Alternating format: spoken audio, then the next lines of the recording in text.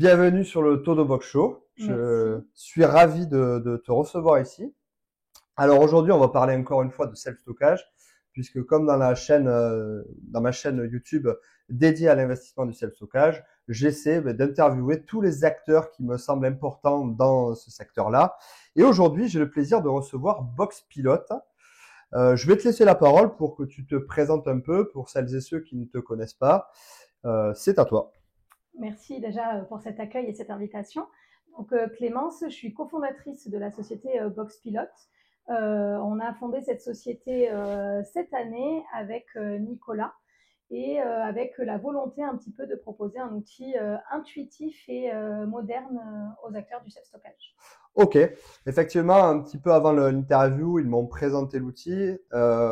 Je suis un petit peu du métier, moi de base, je suis graphiste et c'est vrai qu'il correspond en tout point à une expérience utilisateur moderne. Et donc déjà, pour commencer, mes félicitations parce que franchement, ça fait 1 an que vous développez ça et en 1 an, je trouve que voilà, vous avez fait un travail de dingue. Moi, j'aimerais savoir un petit peu comment vous êtes rentré dans le self-stockage. Est-ce que c'est du hasard? Est-ce que c'est un contact? Qui vous a lancé dans ce secteur-là? Alors, au final, on a une autre société, NoPlace, qui est une société qui propose du développement web sur mesure, donc site internet, logiciel métier. Et on a eu des clients du self-stockage avec NoPlace. Ok. Et au cours de diverses discussions, on s'est aperçu d'une frustration partagée quand même par les acteurs du self-stockage sur les solutions proposées sur le marché. Mhm. Ce qui est très performant et très complet n'est pas forcément français. Ils ont cette Ouais, attache aussi à avoir un outil complètement. qui soit français, développé par des Français, et aussi où il y a un support qui Mm. parle français, c'est quand Tout même à important fait, à ce tout à fait. niveau-là. Et aussi parfois par des outils proposés où les fonctionnalités sont un petit peu plus restreintes. Donc nous, l'idée, c'est de développer un logiciel qui soit évolutif, où les fonctionnalités se développent aussi au fur et à mesure de l'activité du self-stockage. Ok, C'est-à-dire que le besoin aujourd'hui ne sera pas le même tout à demain, fait.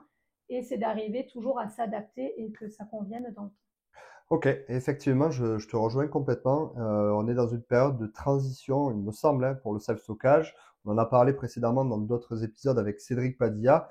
Et les centres évoluent, la taille des centres évolue aussi, les besoins clients évoluent, il y a la saisonnalité, enfin tout est en train de changer. Et je trouve que vous arrivez sur une période qui est passionnante. Enfin moi, en tout cas, elle me passionne énormément parce que justement, il y a toute cette transition et il y a un vrai marché et donc du coup il y a plein de choses à faire quoi. Exactement. Euh, ok, je suis propriétaire de centre de self-stockage. Première question, est-ce que c'est absolument obligatoire d'avoir un logiciel de gestion quand on est propriétaire de self-stockage? Alors j'ai envie de dire oui et non, c'est-à-dire que c'est obligatoire puisque aujourd'hui, on va de toute façon vous demander d'avoir des véritables factures et plus Ouais. les factures produites sur Excel. Donc déjà, rien que par cette obligation-là française, vous allez être obligé d'avoir un logiciel de facturation. Et puis après, c'est un gain de temps pour vous, c'est-à-dire que comme un peintre ne va pas Peindre sans travailler pinceau. sans pinceau, et ben vous, c'est un peu le même principe, c'est-à-dire que avoir un centre de self-stockage sans avoir un outil qui vous permet Mm. l'édition de contrats, un suivi, savoir quel box est disponible, lequel n'est pas disponible, enfin, c'est un peu le même, on peut faire un peu le même parallèle. C'est Ouais, aujourd'hui un outil indispensable. je te rejoins complètement. Et pour avoir vu le logiciel, vous, la particularité, on en parlera un petit peu après, mais la particularité, c'est que vous êtes à la fois un logiciel de gestion et un CRM, donc un véritable outil pour l'opérateur, puisque s'il est dans une volonté de développer son centre et d'aller chercher justement à créer de l'activité en plus de l'activité du self-stockage, c'est tout à fait possible et réalisable. Donc voilà. Et effectivement, en tant qu'outil de gestion, le self-stockage, enfin le logiciel comme vous avez vous, moi ça me paraît indispensable. Le gain de temps, comme tu disais, mais également pour fidéliser le client. Enfin, t'imagines le temps que tu vas perdre si tu dois commencer à ouvrir tes papiers, tes plans en disant mais attends, lui il est loué, lui il est pas loué, etc. Enfin, c'est impensable. Et pour la partie facturation, là aussi il y a des obligations légales quoi. Donc on peut pas tricher quoi.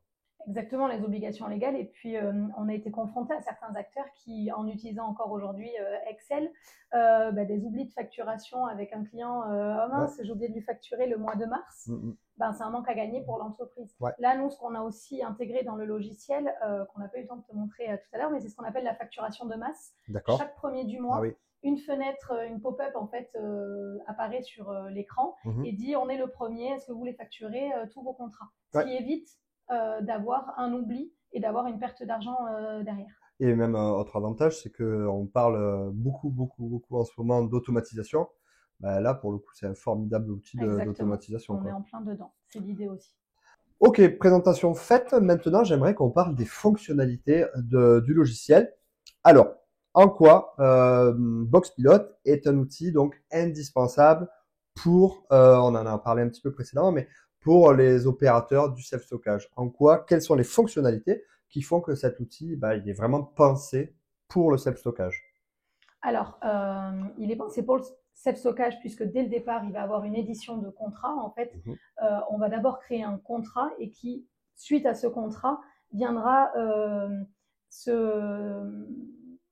s'attacher toutes les factures qui vont découler de ce contrat automatiquement. D'accord.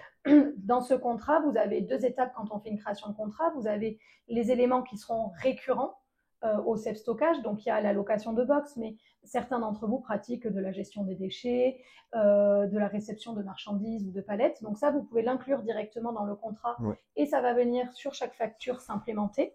Super. Et vous avez aussi, dans une deuxième partie du contrat, la possibilité de faire une petite facture à part qu'on appelle première facture, dans lequel vous mettez des frais de dossier, des cadenas, des choses comme ça qui sont ponctuelles. D'accord. Ça, c'est vraiment pour la le premier, partie. Et le contrat, de toute façon, pour vous, c'est le nerf de la guerre. C'est ce qui vous lie à votre client et qui vous permet d'avoir votre redevance, votre loyer chaque mois. Ouais, d'accord. Sur après les autres fonctionnalités, on a ajouté un tableau de retenue de garantie, plus communément appelé la caution, qui permet d'avoir un suivi, puisque là aussi, on s'est aperçu qu'on ne savait plus les cautions qu'on avait prises, les cautions qu'on n'avait pas prises, ce qu'il faut rendre, pas rendre. Donc, il y a la possibilité de rendre partiellement ou totalement une caution en fonction de l'état des lieux réalisé à la fin.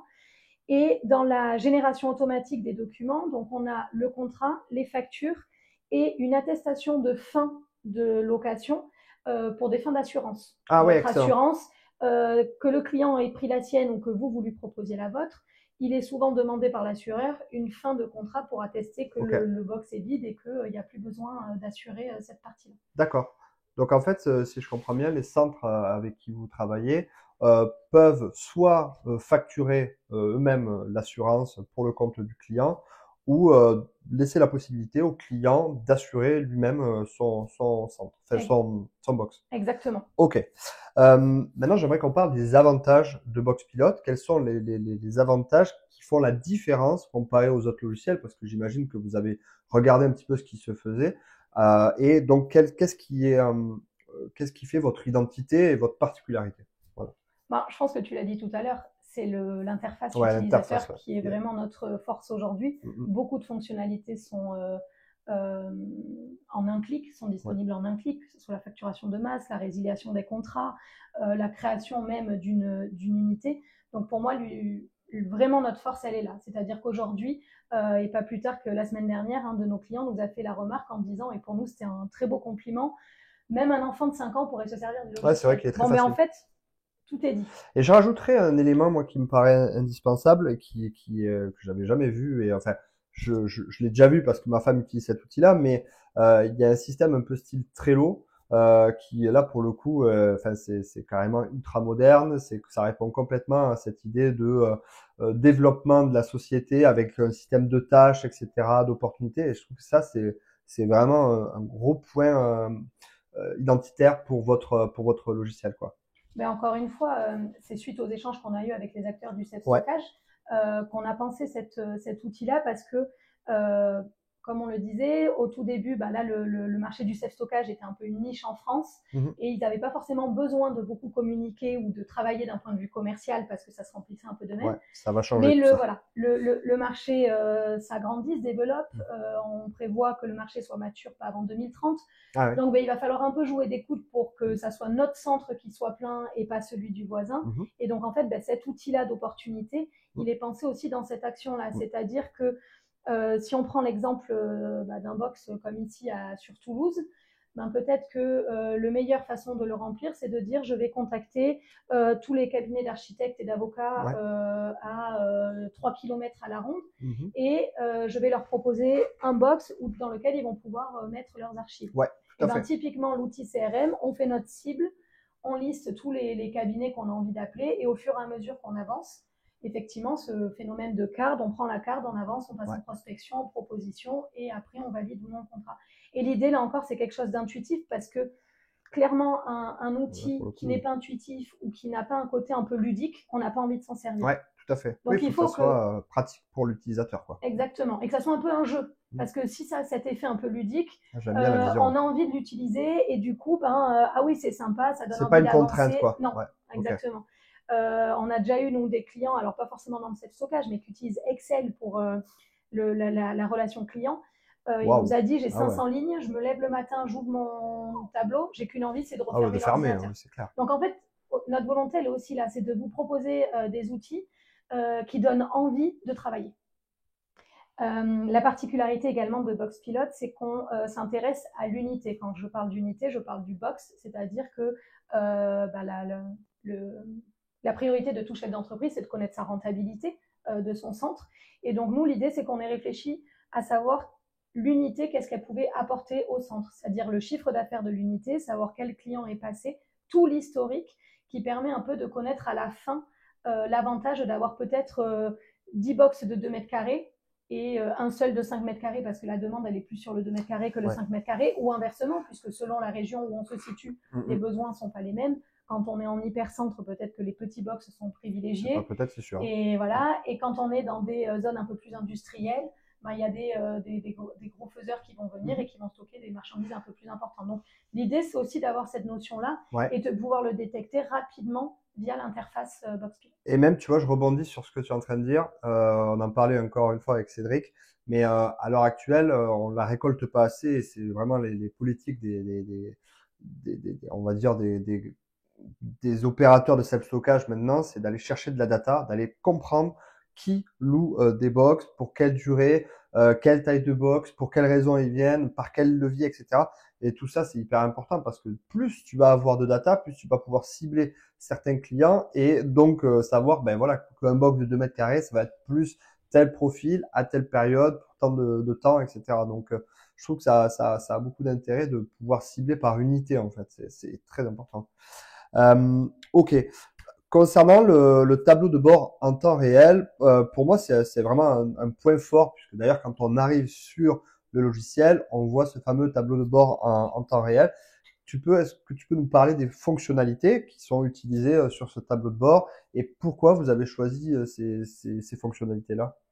Effectivement, donc le tableau de bord pour nous c'était indispensable. L'idée d'avoir des données qui soient obsolètes quand on se connecte sur son logiciel, ça semble juste pas possible. Donc Ouais. effectivement, les données sont vraiment celles qui correspondent aux diverses données dans le logiciel. Donc dans les données clés, il y a le taux de remplissage du centre, qui est un peu l'élément clé pour le chef de centre. Le chiffre d'affaires, ça c'est assez bateau. Et après, effectivement, le revenu mensuel, c'est-à-dire qu'en fonction du nombre de contrats, on sait ce qui va rentrer Ouais. mois par mois. Ok. S'il y a 10 contrats ou s'il y en a 20, quel est mon apport tous les mois, qu'est-ce qui va tomber, puisque le fonctionnement quand même du self-stockage, c'est-à-dire qu'on a quelqu'un qui entre, on n'a jamais une date prévue de sortie au moment Oui, où on c'est signe clair, le tu peux pas contrat. savoir. C'est très rare. Hein, c'est très rare d'avoir des contrats définis. Voilà. Bah alors si c'est défini, souvent c'est pas respecté. Voilà. Tu vois, donc. Mais c'est pour ça que voilà. Donc l'idée c'est de pouvoir se projeter en se disant là je sais que tous les mois, jusqu'à preuve d'avoir un préavis, mais tous les mois j'ai 5 000 € qui rentrent. Bon, mais au moins je le sais. Exactement. Et pour le prévisionnel pour vous, pour avoir de la visibilité dans le temps, ça semble quand même indispensable. Ouais.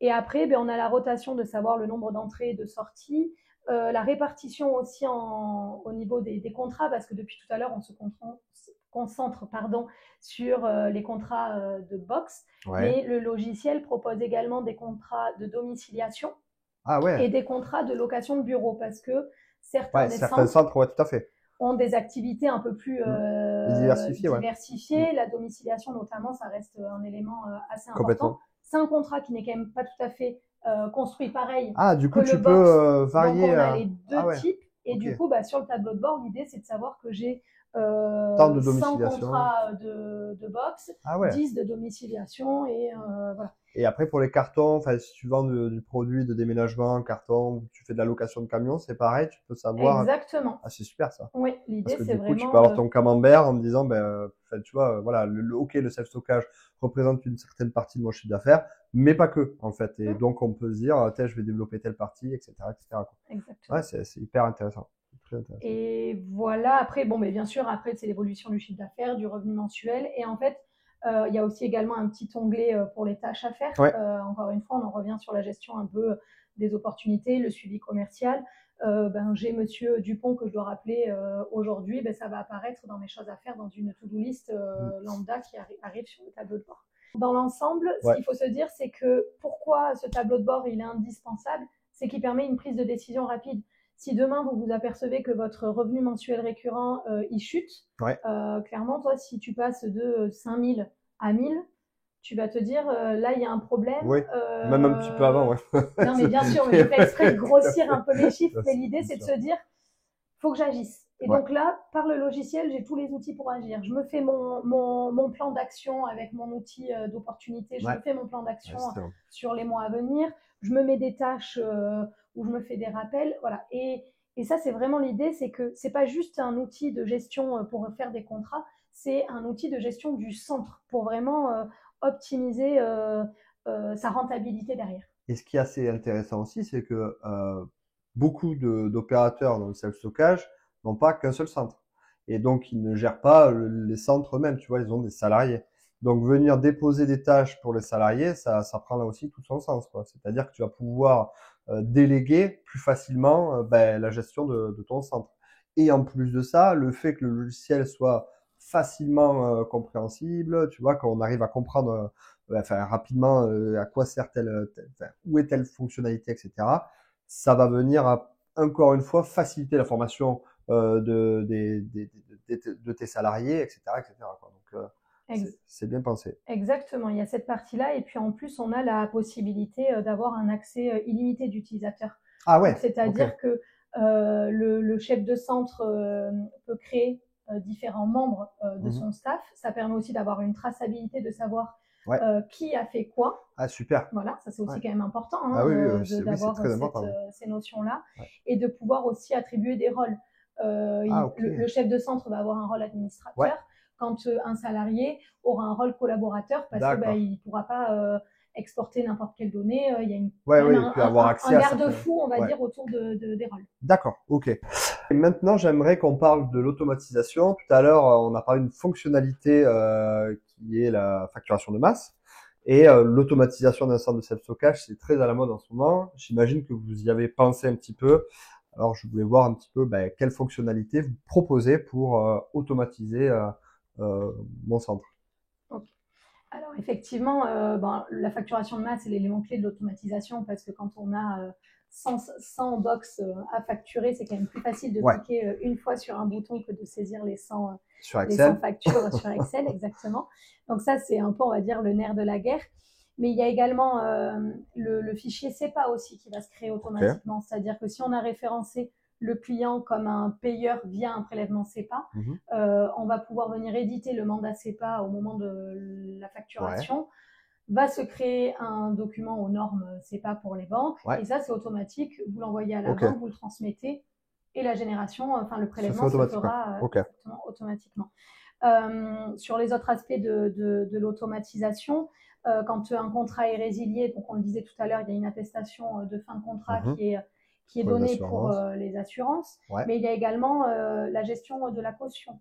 Ok. Automatiquement, on va partir du principe que la caution va être rendue et vous allez pouvoir saisir un montant qui sera Ok. le montant égal à la caution ou Ou inférieur inférieur, s'il hein. y a eu un quelconque dégât ou désaccord. Ouais. Et ça aussi, c'est en automatique. Ok.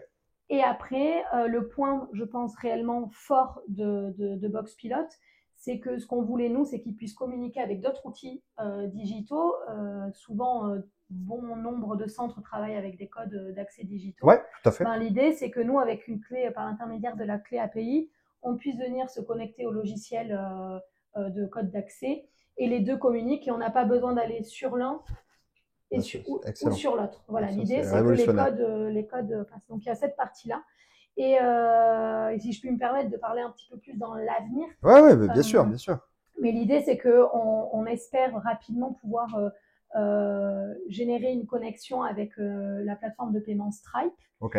Et avec Stripe, on peut savoir si le prélèvement est réellement effectué. Ah, est passé ou pas, d'accord. Et alors, ce qui est intéressant, c'est plutôt quand ils ne sont pas passés. Oui, S'ils ne sont pas passés, on peut dire, tel client n'a plus accès. Alors, une relance n'a plus aussi accès à son box, on bloque le code d'accès. Voilà.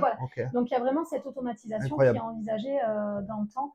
Et puis, faciliter le travail comptable parce que du coup, il y a le rapprochement avec un numéro. Stripe va dire j'ai reçu tel montant qui correspond à telle facture et du coup hop c'est passé en encaissé, on le sait, on est sûr à ce niveau-là. Moi tu vois pour tous les centres, mes centres l'objectif c'est de les automatiser et donc cet outil-là pour le coup il est révolutionnaire parce qu'en fait le temps que tu prends le plus en gestion ça va être de regarder finalement si les virements sont passés ou pas passés, relancer machin. Exactement. Si déjà tu as quelque chose qui automatise cette partie-là, tu gagnes un temps incroyable quoi. Et donc, effectivement, un des derniers éléments de l'automatisation, c'est tout le calcul qui va se faire de proratisation. C'est-à-dire que vous arrivez le 7 octobre, il va y avoir un calcul qui va se calculer au prorata du 7 au 31, voilà, pour la première facture. Et inversement, quand vous allez résilier, puisque par défaut, avec la facturation de masse, si on prend, on va quand même... les factures le mois entier, on facture le mois entier, mais votre client, peut-être qu'il va partir le 15. Oui, tout à fait. Selon les préavis de chacun. Donc, l'idée, c'est qu'il a bien payé le mois entier, mais à sa sortie, va se calculer un prorata restant qui sera son avoir et que vous allez lui rembourser. Et tout ça se fait automatiquement. J'allais te poser la question. Pas de calculette en main, on saisit la date et une fois que c'est acté que la résiliation est faite, le calcul de l'avoir se fait automatiquement. En fait, ce qui est assez incroyable, c'est que le temps de gestion, il est réduit au minimum, quoi. Finalement, il n'y a presque plus rien à faire, entre guillemets, si ce n'est que gérer le client, ses accès et le conseiller sur le choix du box, etc. quoi. Exactement, et puis ça évite aussi les erreurs. En fait, surtout l'automatisation permet aussi d'éviter les erreurs parce que aussi bien que ça soit en notre faveur qu'en notre défaveur. Oui, bien sûr. Les erreurs de calcul, on en fait quand même. On reste des êtres humains. Surtout sur des calculs qui sont des fois un petit peu touchy, comme ça. Ok Clémence, moi ce que j'aimerais parler maintenant pour illustrer par rapport aux potentiels opérateurs qui voudraient travailler avec vous, c'est comment se passe le process d'ajout client. Écoute, ce que je te propose plutôt que de parler, c'est de te faire une démo directement via le logiciel.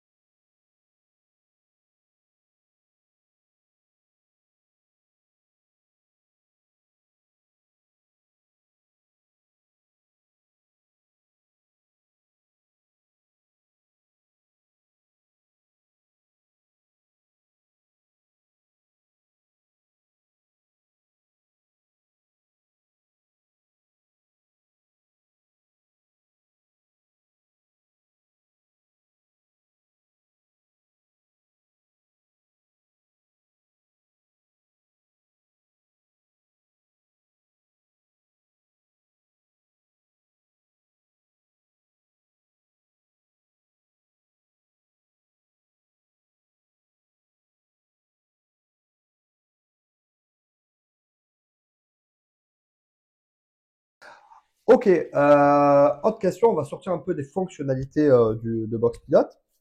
Voilà, moi je veux me lancer dans le self-stockage, donc je suis un futur nouveau propriétaire et je cherche un logiciel de gestion. Quels sont les éléments que je vais regarder pour sélectionner mon logiciel? Qu'est-ce qui est important de vérifier avant de choisir son logiciel de gestion? Je pense que c'est une question de ressenti aussi. Il faut tester.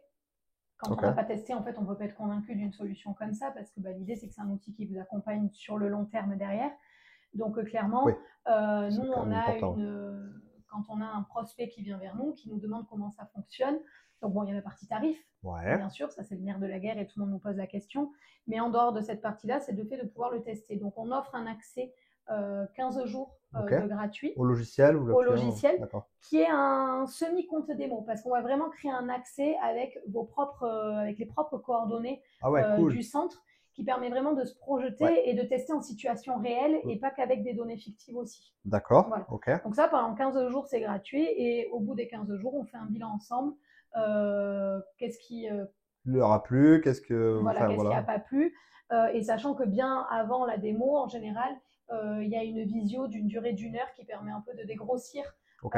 les fonctionnalités. C'est plutôt, c'est pas tant pour expliquer le logiciel, mais pour Créer ceux du qui ont lien, quoi. utilisé un logiciel Ah en ouais, d'accord. amont, ben, pour se réadapter un peu à quelque Ouais. chose qui est un peu différent et donc ben, les automatismes sont plus les mêmes. Mhm. Ou quand on est nouveau, comme tu le disais, ben, peut-être des fois apporter des subtilités qu'on n'a pas toujours quand on démarre dans une certaine activité. Ouais. Et après, comme tu l'as dit, je pense que même si on est sur de l'automatisation pour le self-stockage, ce qu'aime le client, c'est le contact humain. Ah oui, tout à Et fait. donc, au final, en réalisant des visios, ben, ça crée du contact. On voit le visage. En fait, derrière Boxpilot, c'est pas un ordinateur, mais il y a 2 visages, Clémence et Nicolas aujourd'hui. Ok. Et effectivement, d'autant plus, c'est un logiciel qui est français et bon, moi, je vais prêcher pour la sélection d'un logiciel français quand même.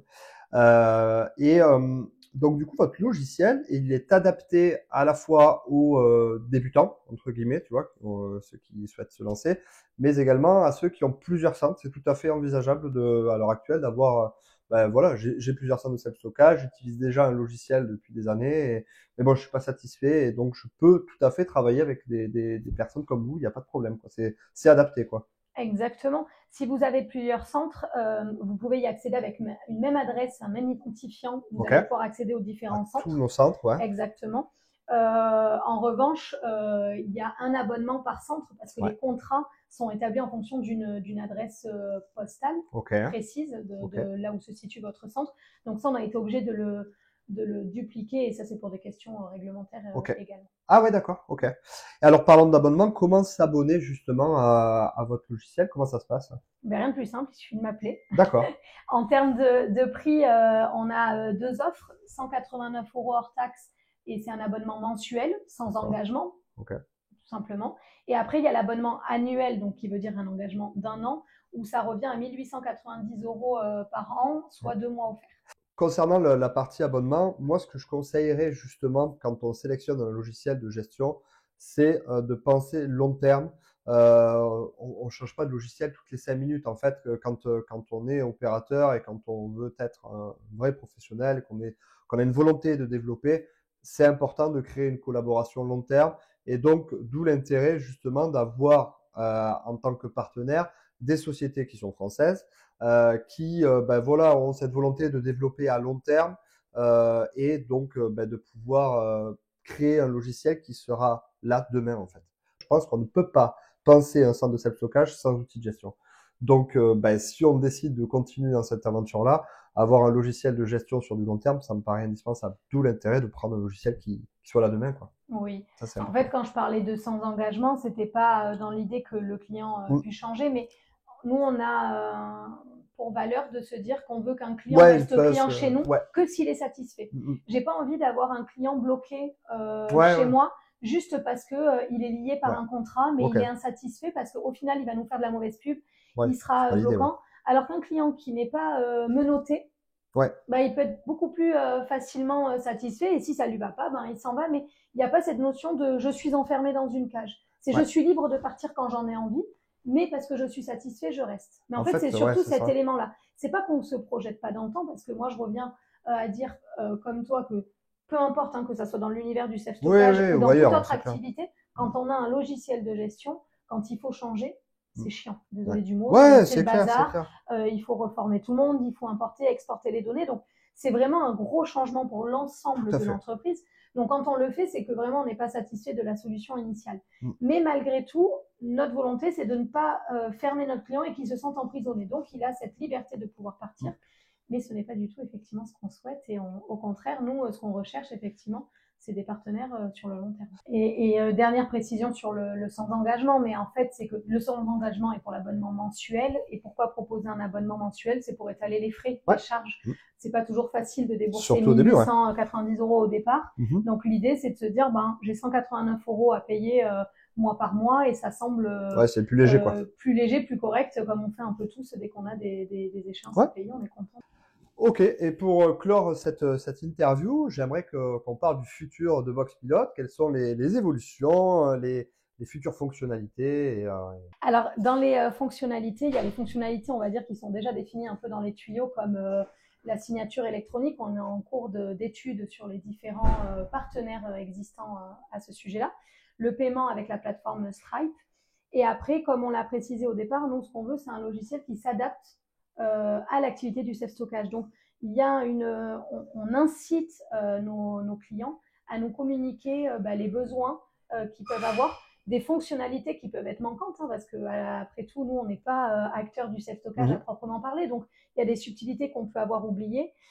Si je donne un exemple concret, on a un client qui nous a demandé un contrat d'utilitaire de véhicule, Ok. parce que lui, il en propose, Ouais. et il m'a dit, c'est l'élément un peu manquant. C'est vrai que c'est courant, ça, oui, ça peut. Enfin, moi, je le pratique pas, mais effectivement, ouais, ça. Donc, ça peut être une fonctionnalité qui va venir et en fait, en fonction des retours qu'on va avoir utilisateurs et en fonction du temps de développement que ça nécessite ou du nombre d'utilisateurs qui nous manifestent la même demande, et on va pouvoir élaborer un planning de fonctionnalités. Et là où c'est intéressant, c'est quand on parlait tout à l'heure de long terme, ben voilà, là c'est vraiment la preuve que le logiciel est amené à se développer et que vous avez les compétences pour le faire, quoi. Ok, et ben écoutez, j'espère que cette interview vous a plu. Merci Clémence pour ta participation.